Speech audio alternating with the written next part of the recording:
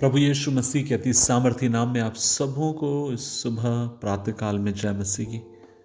अजीजों, आज के मनन का भाग हमने लिया है जो आपको मुझे मिलता है लूका सुसमाचार अध्याय 9 उसकी 23वीं आयत। लिखा है, तब उसने उनसे कहा, यदि कोई मेरे पीछे आना चाहता है तो अपना इनकार करे और प्रतिदिन अपना क्रूस उठाए हुए मेरे पीछे हो ले।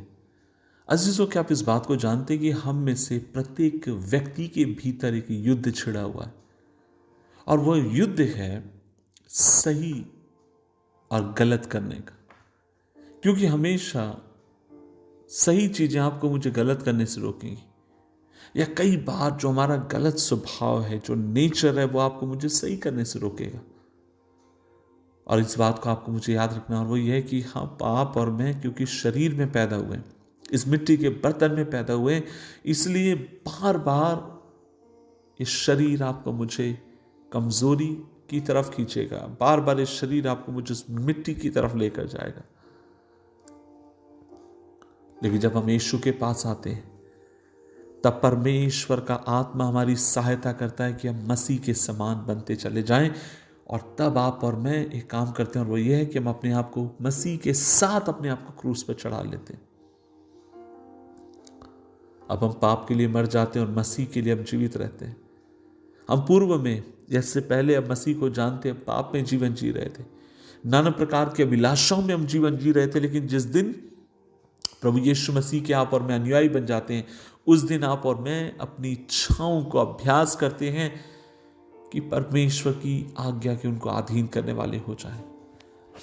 यदि आप और मैं यीशु के पीछे चलते हैं तो आप और मैं अपने आप को इनकार करने वाले होंगे, और आपका मेरा पापी स्वभाव, आपकी मेरी पापी इच्छाएं आपको मुझे प्रभु का अनुकरण करने से रोकेंगी। और इसलिए परमेश्वर का वचन कहता है कि हर दिन आपको मुझे अपना क्रूस उठाने की जरूरत है। हमेशा आपको मुझे खुदा के क्रूस को लेकर चलने की जरूरत है। हमारा पुराना स्वभाव हमेशा नए से लड़ता है।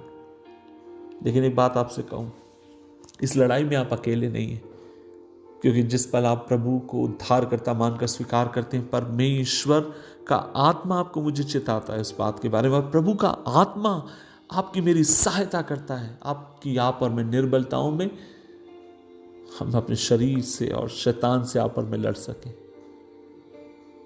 हम अकेले नहीं हैं। परमेश्वर का वही आत्मा जिसने उसको मृतकों में से जुलाया, आपकी मेरी सहायता करता पाप के ऊपर जय देने के लिए।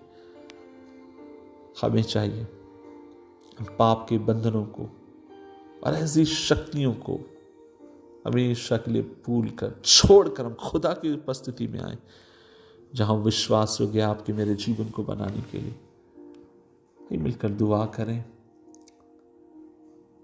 मैं आपके लिए प्रार्थना करना चाहूंगा और अपने लिए भी। प्रभु परमेश्वर आपका भला करे, आपको बनाए रखे। प्रभु आपके जीवन के ऊपर अपने मुख का प्रकाश चमकाए और आप पर अनुग्रह करे और आपको शांति प्रदान करे। उसकी शांति में आप बढ़ते चले जाएं, बढ़ते चले जाएं, और मसीह में आप एक विजेता बनकर जीवन जीने वाले हो। खुदा आपकी सहायता करे। यीशु मसीह के नाम से मांगते हैं, आमीन, आमीन, आमीन।